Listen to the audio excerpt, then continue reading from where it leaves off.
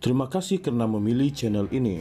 Sebelum kita mulakan video ini, sila pertimbangkan untuk menekan butang like, share dan subscribe dan aktifkan butang lonceng anda agar anda sentiasa mendapat info-info percuma pada setiap hari dari channel kami. Dan tinggalkan komen anda kerana komen anda amatlah dihargai. Terima kasih.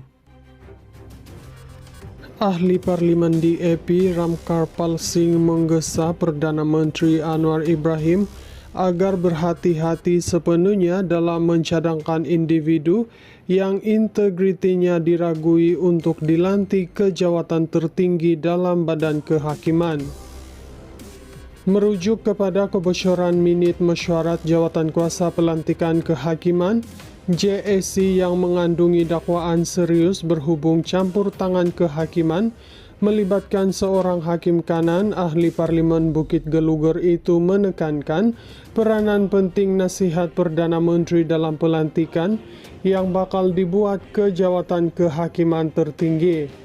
Dia berkata pelantikan Ketua Hakim Negara, Presiden Mahkamah Rayuan dan mungkin juga Ketua Hakim Malaya serta Ketua Hakim Sabah dan Sarawak bergantung kepada cadangan daripada Perdana Menteri.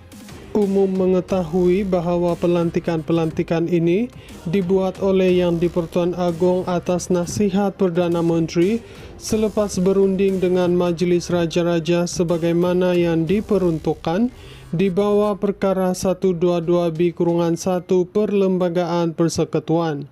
Oleh itu, nasihat Perdana Menteri adalah amat penting dalam pelantikan-pelantikan ini dan mestilah dibuat dengan penuh berhati-hati memandangkan betapa seriusnya dakwaan yang dikaitkan dengan hakim yang disebut dalam minit bocor tersebut, katanya pada satu kenyataan hari ini. Ramkarpal menekankan keperluan siasatan yang menyeluruh dan telus sambil memberi amaran bahawa kegagalan berbuat demikian boleh menghakis keyakinan awam terhadap kerajaan madani. Dia turut merujuk kenyataan Ketua Polis Negara Khalid Ismail bahawa kebocoran itu sedang disiasat di bawah Seksyen 8 Akta Rahsia Rasmi 1972, Akta Seksyen 203E Kanun Keseksaan, pendedahan maklumat yang diperoleh semasa menjalankan tugas dan Seksyen 233, Akta Komunikasi dan Multimedia Penyalahgunaan Kemudahan Rangkaian. Namun, Ramkarpal meluahkan kekesalan kerana tiada sebarang kenyataan dibuat berhubung dakwaan serius campur tangan kehakiman dalam minit yang bocor itu akan disiasat secara menyeluruh.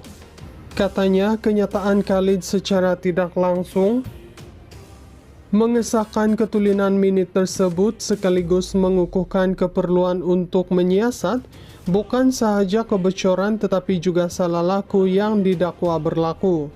Dakwaan tersebut adalah sangat serius kerana ia melibatkan asas integriti sebuah institusi utama dalam sistem demokrasi, iaitu badan kehakiman, dan rakyat berhak mengetahui sama ada dakwaan itu benar atau tidak.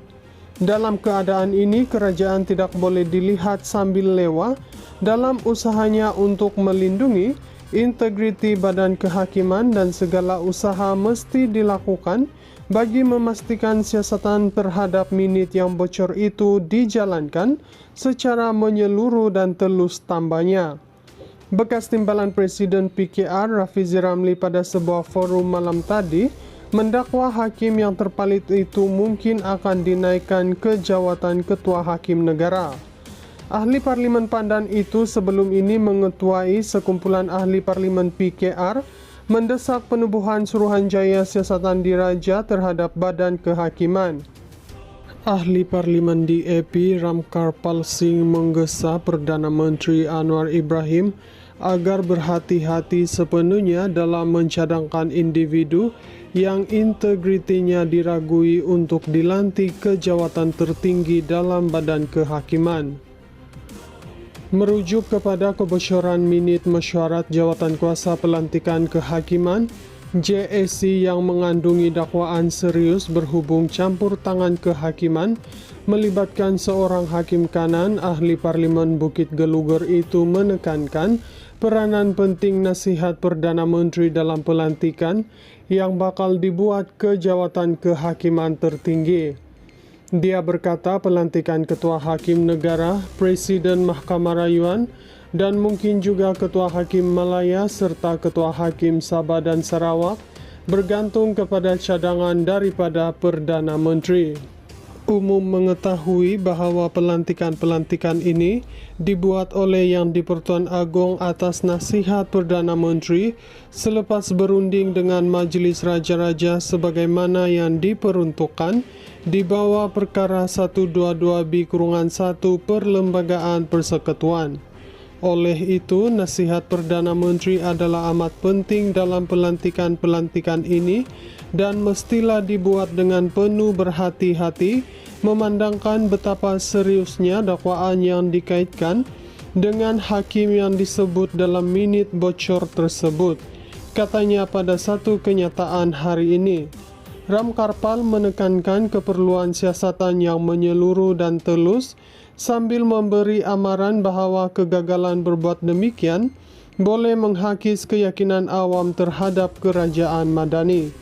Dia turut merujuk kenyataan Ketua Polis Negara Khalid Ismail bahawa kebocoran itu sedang disiasat di bawah Seksyen 8 Akta Rahsia Rasmi 1972, Akta Seksyen 203E Kanun Keseksaan, pendedahan maklumat yang diperoleh semasa menjalankan tugas, dan Seksyen 233 Akta Komunikasi dan Multimedia Penyalahgunaan Kemudahan Rangkaian. Namun, Ramkarpal meluahkan kekesalan kerana tiada sebarang kenyataan dibuat berhubung dakwaan serius campur tangan kehakiman dalam minit yang bocor itu akan disiasat secara menyeluruh.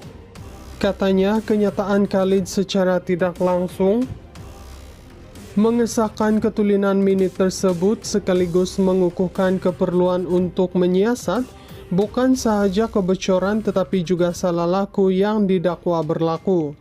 Dakwaan tersebut adalah sangat serius kerana ia melibatkan asas integriti sebuah institusi utama dalam sistem demokrasi, iaitu Badan Kehakiman, dan rakyat berhak mengetahui sama ada dakwaan itu benar atau tidak.